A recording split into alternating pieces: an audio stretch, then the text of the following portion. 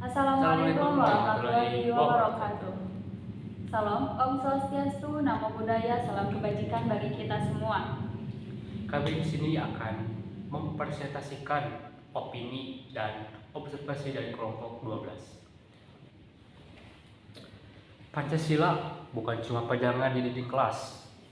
Ia jadi dasar secara sekaligus arah pembangunan di Indonesia. Nilai ketuhanan mengartikan pembangunan yang beretika dan jujur.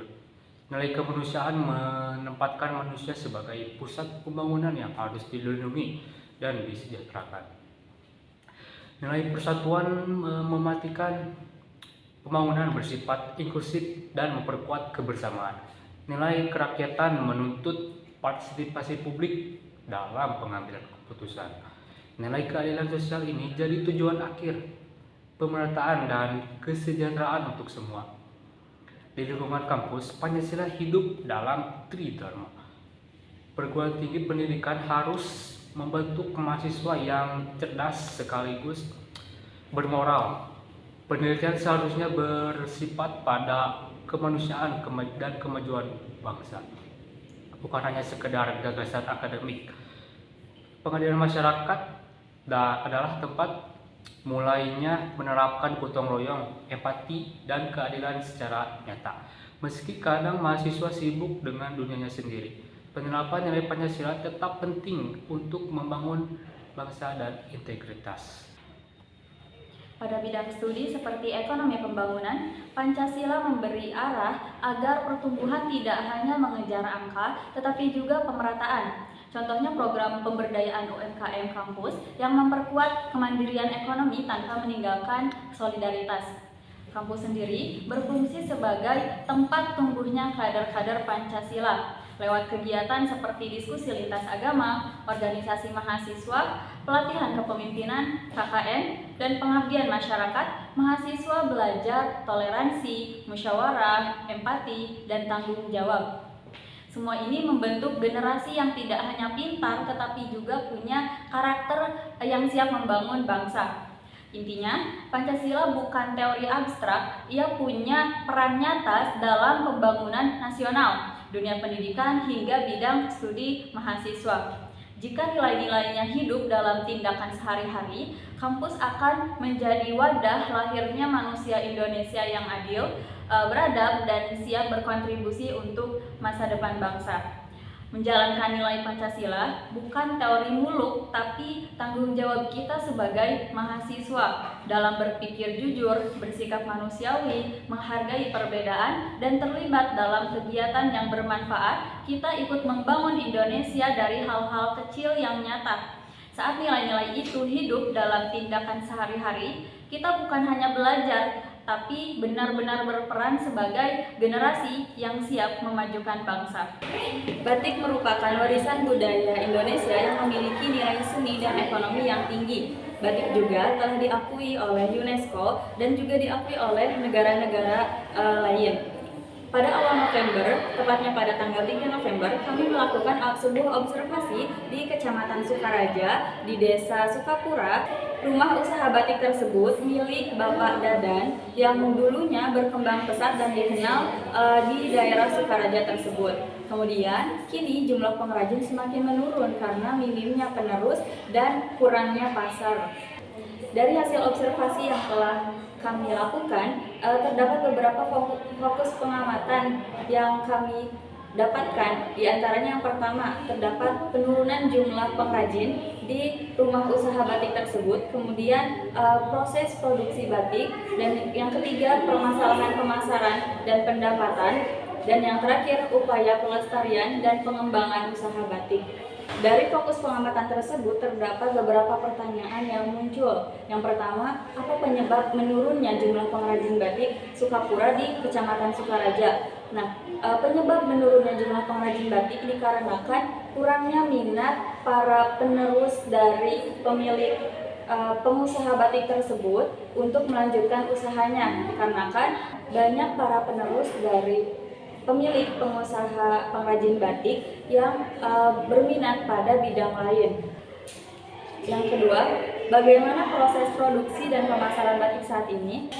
Pada saat awal berdiri, proses produksi batik dilakukan dengan cara tradisional. Kemudian, seiring dengan berjalannya waktu, proses produksi batik dilakukan dengan campuran. Ada batik tulis dan juga batik cetak.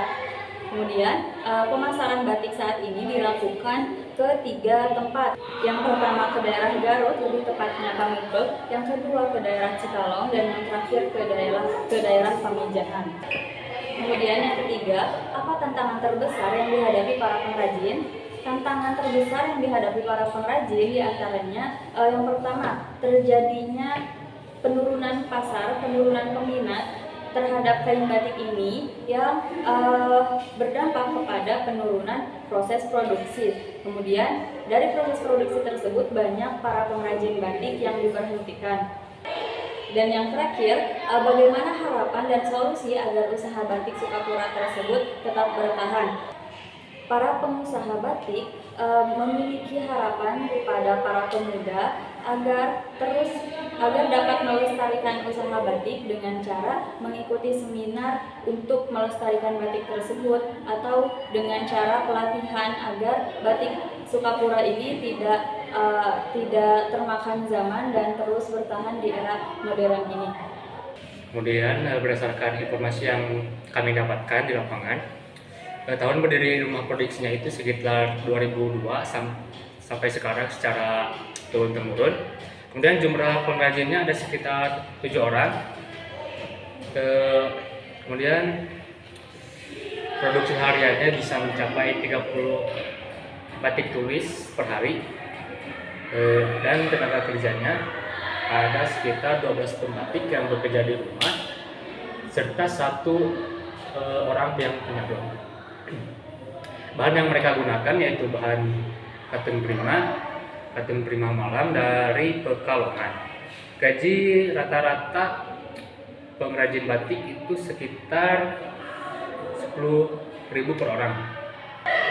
Kemudian kami mewawancarai juga dari pemilik dari rumah produksi batik ini yang bernama Bapak Dadan. Hasil dari wawancara kami menemukan bahwa pengrajin mulai berkurang karena anak muda di desa Sukapura kurang tertarik terhadap kegiatan membatik ini. Modal awal dari Pak Dadan itu sendiri mulai dari 10 juta rupiah. Kini pendapatan tidak stabil, produk gagal karena kesalahan warna motif, dan juga promosi online sudah dicoba namun belum efektif juga.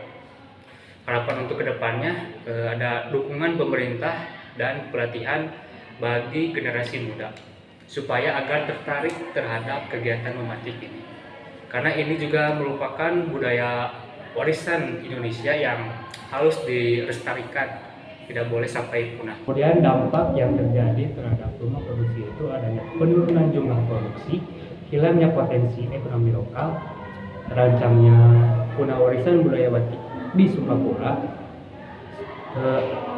Kemudian solusi yang dapat kita tempuh yaitu dengan regenerasi pengrajin muda melalui pelatihan keterampilan. Kemudian kita bisa melakukan digitalisasi pemasaran media sosial marketplace.